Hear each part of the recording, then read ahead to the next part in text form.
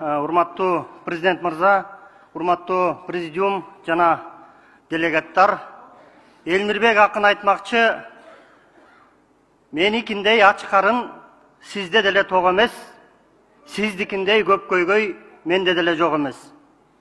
Жалпыбыз айылыбыздын, өзүбүздүн, элибиздин көйгөйүн көтөрө берсек, биздин курултай болуп максатына жетпей калчудай болуп турат.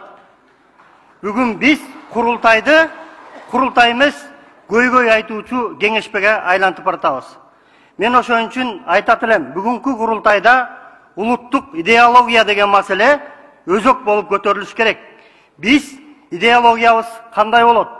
Кыргыз деген элди кантип сактап калабыз? Келечек муунга кыргыз элинин кайсы үрп адатын, кайсы каада салтын жана бүгүн кайсыл тилин өткөрүп беребиз.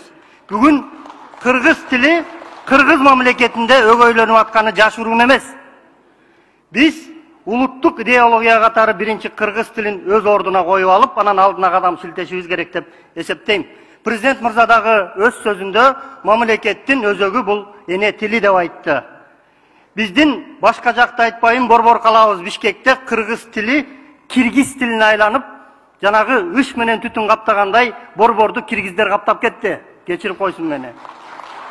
Айыл жеринен эки ооз кыргыз тилин билбей келген биздин жаш улан кыздар балалуу болгондон кийин баласын орус тилдүү бала бакчага, мектеп жашына жеткенде англис тилин, анан түрк тилин үйрөткөн мектептерди издеп басып жүрөбүз. Бул өтө уят көрүнүш.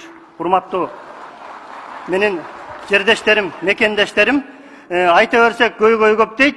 Биз көйгөйдү гана айтпастан президентке жана өлкө башчысына сунуш дагы берсек абдан жакшы болот эле. Мен айтат элем, урматтуу президент мырза, ушу кыргыз тилине мындан дагы 2 эсе 3 эсе күчтүүрөөк аракет менен көңүл бөлүп, тилибизди, кыргыз тилибизди ордуна койгонго чоң жардам кыласыз деп, башында туруп бересиз деп ишенем. Себеби сиз мына өлкө башына келгенден бери бир дагы орус тилдүү жыйын алып барганыңызды көргөн жокмун. Жалаң кыргыз тилинде алып барып атасыз.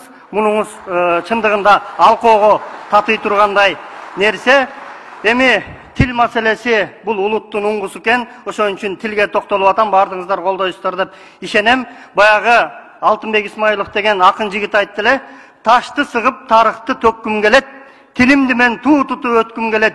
Эне тилин эсирип чаңгандарды эне тилде ашатып соккум келет дейт. Эми өз тилинде билбеген, өз тилин өгөйлөгөн, жашы 70-80ге таяп калса дагы санжырас эмес, жет атасын айтып бере албаган биздин киргиз аксакалдарыбыз ушу тилди кеч болсо да үйрөнүп алсын. Эми баягы ызаланганда айтат экенсиң, чындыгында соккун келгенде да кандай? Ыйык трибунада тим эле камчы кыдырча иштей соккун келет да ошол тилин чаңгандарчы. Убакыт. Рахмат, болду. Делегат убакыт.